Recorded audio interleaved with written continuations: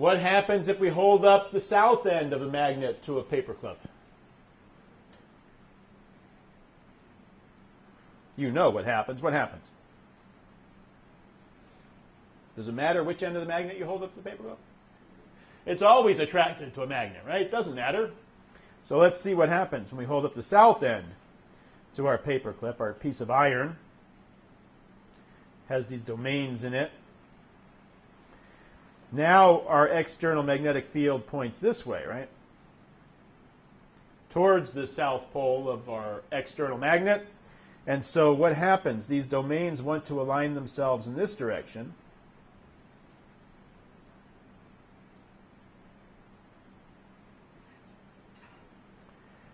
And so the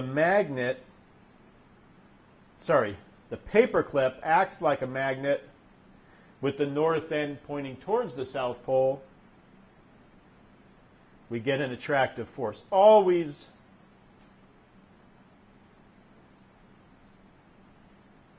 We always get an attractive force. Does that remind you of something?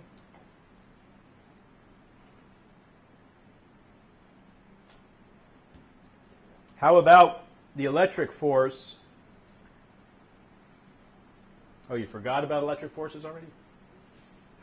When you had your wall here, you had your balloon. Did it matter? Balloon positive or negative? If the balloon's positive, the electron cloud shifts a little closer to the surface, right?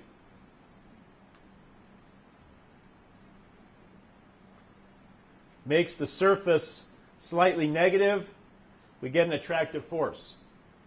If the balloon has negative charge, the electron cloud shifts away from the surface a little bit. The surface is slightly positive, get an attractive force.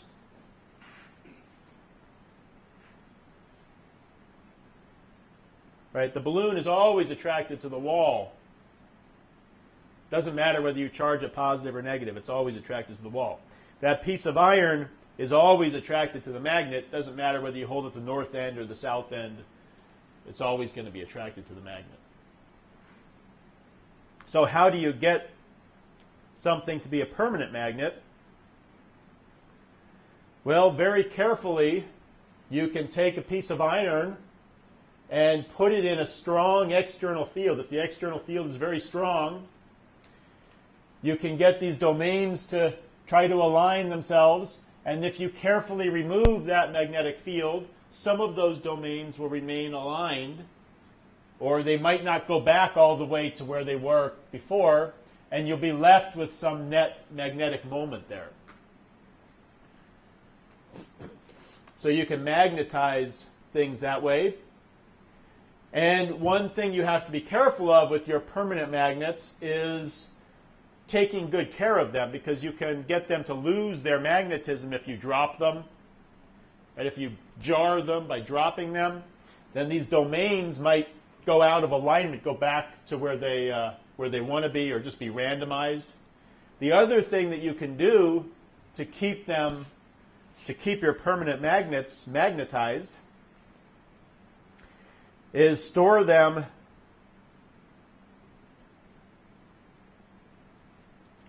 all in a row so that the field lines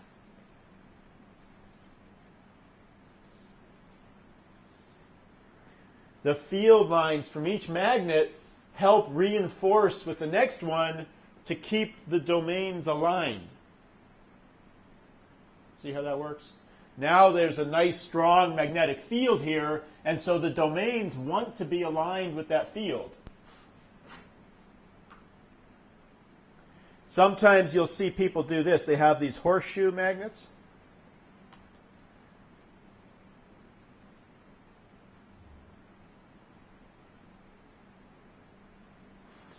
They look just like that.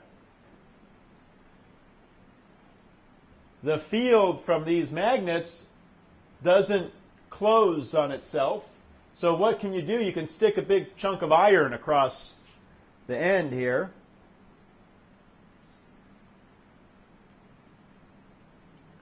then the domains in that iron will will try to align themselves with the field from the magnet, and so you'll get this kind of a thing.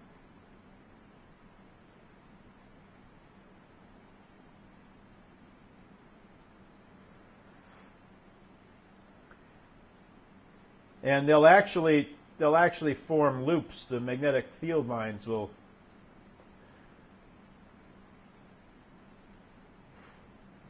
They want to close on themselves. Magnetic field lines want to form loops. They want to close on themselves. So if you put this iron bar across here, it's called a keeper bar.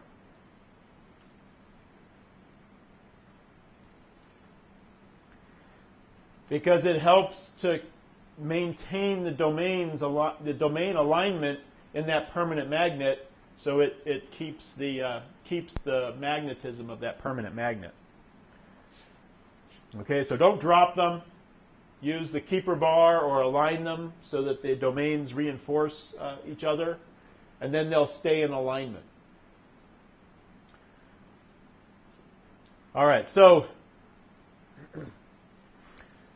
one problem we have with this model, and physicists kind of brought this upon themselves, is that I told you that even, so the iron atom acts like a little magnet, and the electron acts like a little magnet. It's a fundamental property of particles. And we call it spin, which is unfortunate,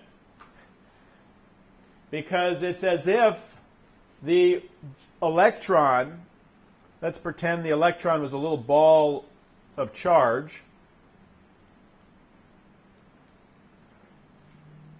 and it was spinning on an axis like the Earth spins on its axis, like a top.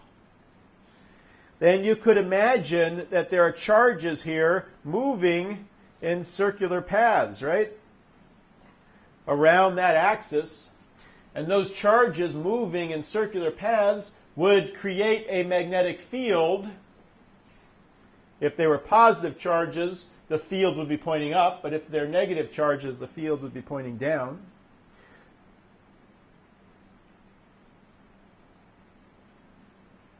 So you could sort of imagine how a spinning top, spinning charged ball could act like a magnet, because it acts like a little loop of current. But the electron is not a spinning top of charge, a spinning ball of charge. But this model helps us picture how it might act like a magnet if it was, right? And we call it spin. We call this property spin, which just reinforces this model, which we know is not correct. But I think the best thing to do is just accept the fact that there's intrinsic properties to our particles. They have mass. They have electric charge. People don't ask me, why does the electron have electric charge? Where does that come from? But they often ask me, why does it act like a magnet? Where does that magnetism come from? So it's a fundamental property of the electron and other elementary particles. Some of them have a magnetic moment, some do not. Some of them have charge, some do not. Right? It's our fundamental property of our particles that the world is made of. An electron happens to have both electric charge and a magnetic moment, which we call spin.